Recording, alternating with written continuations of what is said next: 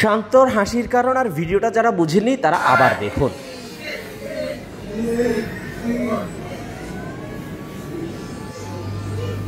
মূলত তখন গণমাধ্যমে সাক্ষাৎকার দিচ্ছিলেন ক্যাপ্টেন নাজমুল শান্ত। যিনি ভিডিও ধারণ করছিলেন তিনি উল্টোভাবে হাঁটছিলেন। তখনই নেটের সাথে জড়িয়ে এমন একটা বিপত্তি ঘটে, যেটা দেখে উপস্থিত থাকা সবাই হেসেছেন তো বটেই, নাজমুল শান্ত অট্টহাসিতে ফেটে পড়লেন। জিম্বাবুয়ের বিপক্ষে দ্বিতীয় টেস্ট জয়ের দিনে শান্তর সামনে ঠিক এতগুলো ক্যামেরায় ছিল, যারা কিনা অপেক্ষা করছিলেন শান্তর ইন্টারভিউয়ের জন্য। যিনি পড়ে গিয়েছিলেন তিনি অবশ্য তার কাজ থামিয়ে রাখেননি, কাজ করে গেছেন। এটাকেই বলে প্রফেশনালিজম।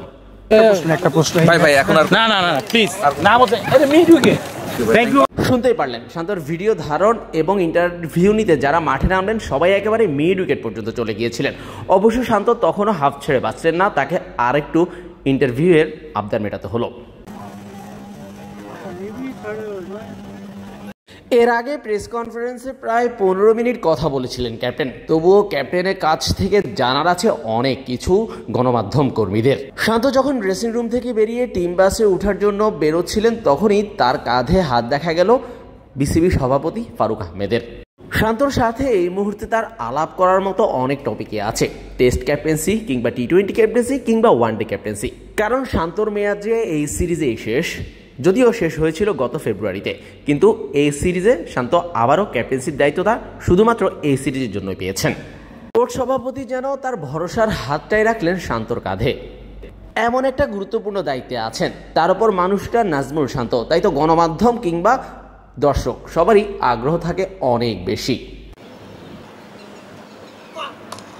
চট্টগ্রাম টেস্টে বাংলাদেশ ইনিংস ব্যবধানে জেতায় মাত্র একটা ইনিংস ব্যাট করার সুযোগ পেয়েছেন শান্ত। সেখানে খুব বেশি বড় স্কোর করতে পারেনি, সেট হয়ে উইকেট দিয়ে এসেছেন। তবে সিলেট টেস্টে শান্তর ব্যাট এসেছিল। প্রথম ইনিংসে করেছিলেন 40, পরের ইনিংসে 60। যদিও বাংলাদেশ দল ম্যাচ হেরেছিল।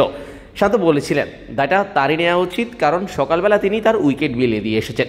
এবার অবশ্য আর দায় নেওয়ার প্রশ্ন আসছে না, কারণ বাংলাদেশ ম্যাচ জিতেছে ইনিংস ব্যবধানে এবং বড় একটা ব্যবধানে।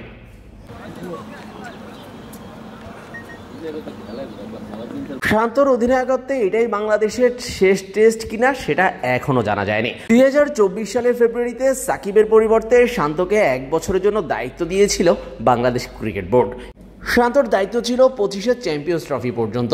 এরপর একটা বোর্ড মিটিং হওয়ার কথা ছিল, সেখানে ক্যাপ্টেন্সি নিয়ে সিদ্ধান্ত আসার কথা ছিল, কিন্তু তামিম ইকবালের হার্ট অ্যাটাকে সেই বোর্ড মিটিং ক্যান্সেল হয়ে যাওয়ায় ক্যাপ্টেন্সি নিয়ে সিদ্ধান্ত আসেনি। তবে শান্তকে দায়িত্ব দেওয়া হচ্ছে আপাতত এই সিরিজের জন্য, যেটা তিনি নিজেই জানিয়েছিলেন প্রেস কনফারেন্সে।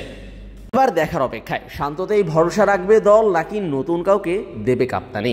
শাহরিয়ার শাওন, সাগরিকা, চট্টগ্রাম মিডফিল্ড।